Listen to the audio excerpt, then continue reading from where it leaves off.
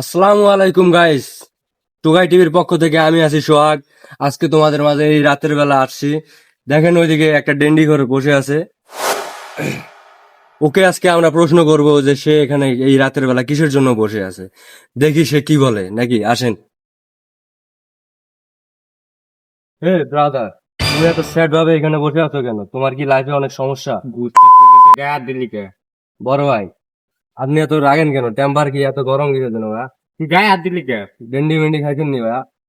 গায়ে হাত দিলি কে? মাদার খাচ্চার। এই তুই গায়ে হাত আপনার দিলি কে? শরীরের সাইজ এমন কে ভাই? এই তুই গায়ে হাত দিলি কে? আবার ভাই আপনি কি, ফাজলামো করো? আপনি কি নেতা এলাকা?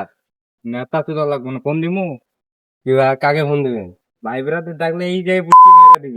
ও ভাই, ব্রাদাররা কি নেতা ভাই? আবার গায়ে হাত দেয়। ও ভাই, ফাজলামো করো? হায় হায়। অন্য জায়গায় পাগলাম চুদাই পাই, এই জায়গায় না। কেন ভাই, আপনি কি ডন? ধন চুদা আপনি লাগবো কি না। এলাকার ডন? আবার গায়ে হাত দেয়। গায়ে হাত দিলে কি করবেন?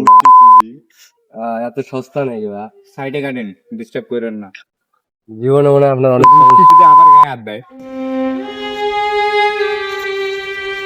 বন্ধুরা, এর মেজাজ দেখে মনে হয় না এ আমাদের সাথে কথা বলবে বা কোনো কিছুর মধ্যে আসতে চাইবে।